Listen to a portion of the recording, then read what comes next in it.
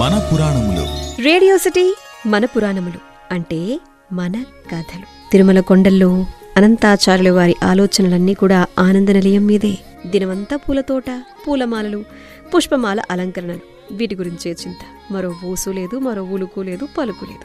శ్రీనివాసుని పాదాలకు ఏ పువ్వులు సమర్పిస్తే బాగుంటుందో, ఏ పూలదండలు వక్షస్థలంలోని అమ్మవార్లకు ఎంత బాగా నప్పుతాయో, శ్రీవారి కంఠసీమలో ఈ మాలల్ని అలంకరిస్తే అందంగా ఎందుకుండదు, సువాసనలు గుబాలించేటువంటి ఈ సుమాలు సప్తగిరీసుని కిరీటం పైన అమరిస్తే ఎంత బాగుంటుందో, ఆ అందమే వేరు, ఆ చందమే వేరు అనుకుంటూ ఇలానే బ్రతికేవాడు. ఇలా ఉండగా ఒకరోజు సప్తగిరీశుడు తనకు సమర్పిస్తూ ఉన్నటువంటి సుమనోహర సుమమాలల్ని చూసి ఈ దండలు ఎంత అందంగా ఉన్నాయి అనుకుని మురిసిపోయేవారట. ఇక అనంతాల్వారులు పెంచుతూ ఉన్నటువంటి పూలతోట ఎంత రమణీయంగా ఉంటుందో చూసి తీరవలసిందే అని చెప్పి సంకల్పించుకున్నారట. ఒకనాటి రాత్రి సమయంలో ఆలయంలో ఏకాంత సేవా కార్యక్రమాలు ముగిసిన తరువాత అర్చక స్వాములు బంగారు వాకిళ్లకు మరి గడియలు బిగించి వెళ్లిన తరువాత ఆనంద నిలయుడు అలుమేలు మంగమ్మతో కూడుకొని అనంతాల్వారుల తోటలో ప్రత్యక్షమయ్యారు, సంచరించారు. ఆ తోట తీరుతెన్నులకు పరవశించిపోయారు. వాళ్లు ఆ వనమంతా సరసల్లాపాలలో విహరించారు. శ్రీనివాసుడు పులకించిపోతూ ప్రతి పువ్వును వాసన చూశారు. మరికొన్నింటిని ఆ పరంధాముడు పద్మావతి సిగలో తురిమి ఆనందించారు. అదిగో ఆ పుష్పం ఎంత బావుందో అంటూ గిల్లి వాసన చూశారు. అలుమేలు మంగమ్మ కొప్పులో అలంకరించారు. వాటిని తీసివేసి కొత్త వాటిని అలంకరించారు. మళ్లీ వాటిని తీసివేసి ఇంకొన్ని కొత్తవి అలంకరించారు. కొన్నింటిని తాను ధరించారు, మరికొన్నింటిని ఆఘ్రానించారు. ఆఘ్రానించిన పూలను విసిరేశారు. ఇలా అమ్మవారు కూడా ఏమాత్రం అయ్యవారికి తీసిపోలేదు.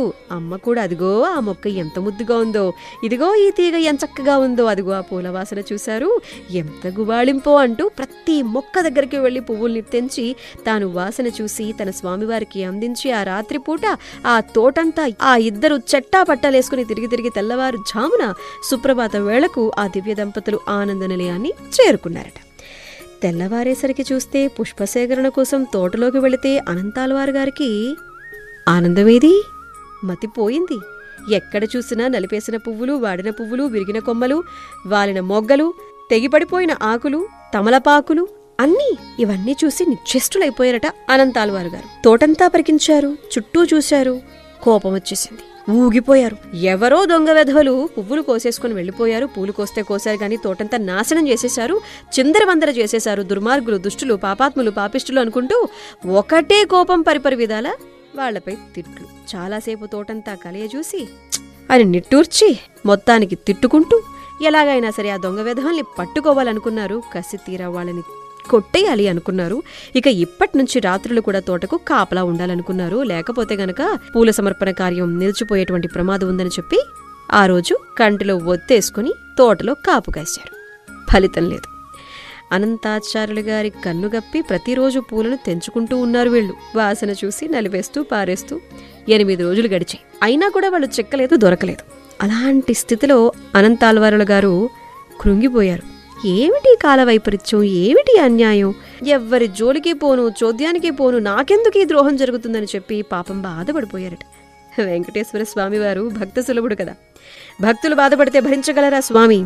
అనంతాల్వారుల ఆర్తిని చూసి దానికి కరిగిపోయి నీరైపోయి కొండలరాయుడు పరమభక్తుడు పుష్పకైంకర్యం చేస్తూ ఉన్నాడు కదా, అతని ఆచార్య భక్తి లోకానికి చెప్పాలి అని చెప్పి నిశ్చయించుకుని 9వ రోజు రాత్రిపూట ఓపికతో ఓర్పుతో మాటువేసి ఒక మూలనకి కాపుగాస్తే అనంతాల్వారుల గారు అర్ధరాత్రి సమయం ఏపుగా నిలువెత్తు పెరిగినటువంటి తులసమ్మ పొదల మాటను ఏదో కదులుతున్న దృశ్యం, పొదవైపు చెవులు రిక్కించి వింటూ కళ్ళు మిటకరించి చూస్తూ ఉన్న 2 ఆకారాలు వారికి కనిపించటం.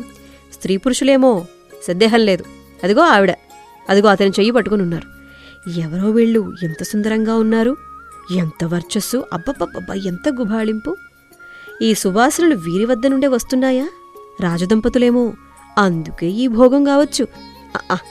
వీళ్ళు ఎవరైతే నాకేంటి, తోటని రోజు నాశనం చేస్తున్నటువంటి దొంగలు వీళ్ళు కాబట్టి పట్టుకోవాల్సిందని చెప్పి ఉన్న పళంగా గభాలను పట్టేసుకున్నారంట. ఉన్నట్టుండి బలంగా పట్టుకున్న అనంతాల్వారుల పట్టు నుండి విడిపించుకోవడానికి వాళ్ళిద్దరూ కాసేపు గింజుకున్నారు, పెనుగులాడారు. కావాలని దొరికిపోవాలని చెప్పి అనుకున్నారేమో, చిక్కుకున్నారు. కాని ఆ పెనుగులాటలో పురుషుడు పట్టు విడిపించుకొని పారిపోబోతూ ఉంటే గుడ్డి కంటే మెల్లమేలు అన్నట్టు ఒక్కత్తువైనా దొరికాను ఆ చేతికి అని చెప్పి ఆ అమ్మాయిని గట్టిగా పట్టుకొని ఎవరు మీరు, దేవతలా మనుషులేనా, రాజదంపతులా? మీ వాలకాన్ని బట్టి చూస్తుంటే గొప్పింటి వాళ్ళలాగే ఉన్నారే, నా తోటను ఎందుకు ఇలా చేస్తున్నారు, సిగ్గుగా లేదు? మీ సరస విహారానికి నా తోటే కనిపించిందా అని చెప్పి అంటూ ఉన్నారట. వెంటనే సంపెంగ తీగలతో అమ్మవారిని గట్టిగా బంధించేస్తే, నాయనా నీ బిడ్డలాంటి దాన్ని విడిచిపెట్టు, నా మగడే నేను వద్దన్న ఈ తోటకి బాగుంటుంది కదా అని చెప్పి తీసుకొచ్చేవాడు, నేనేం చేస్తాను చెప్పు? మగడు చెప్పినట్టు మగవు వినాలి కదా. నా మగడి పేరు నేనెట్లా చెప్పగలను? ఏ అమ్మాయి అయినా పెనివిటి పేరు చెప్తుందా ఏంటి? నీకు ధర్మం తెలిసే ఉంటుందిగా. మరి నా భర్త ఎక్కడికి వెళ్ళిపోయాడో, ఎక్కడుంటాడో ఎలా చెప్పగలను? అతను ఒక మాయలగాడు, దొంగ, ఒక పట్టాన్ని ఎవ్వరికీ దొరకడు. నాకు ఆయనతో జత కలిసినప్పటి నుంచి చూస్తూనే ఉన్నానుగా దొంగ బుద్ధుల్ని. నీకు నన్ను అప్పగించి పారిపోయాడా మాయలోడు అని చెప్పేసి అన్నారంట. కాసేపట్లో ఆయన కనిపించారు, కాసేపు పరిగెత్తించారు. ఇంతలో తెల్లారింది. అర్చక స్వాములు బంగారు వాకిళ్లను తెరిచి స్వామివారిని మేల్కొల్పారు.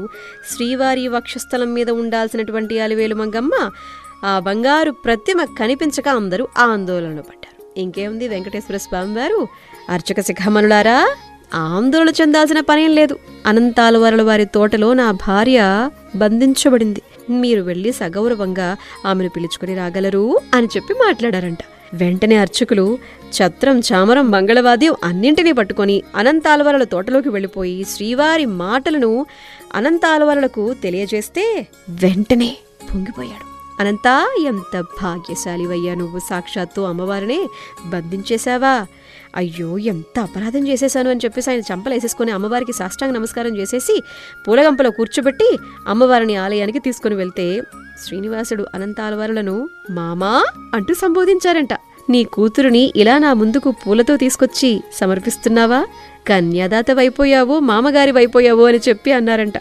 ఆ పూలగంపలో అమ్మవారు యథాప్రకారం బంగారు ప్రతిమ అయిపోయి శ్రీవారి వక్షస్థలాన్ని అలంకరించుకున్నారు. ఎంత గొప్ప గోవిందుని లీలో కదా. Radio city podcast.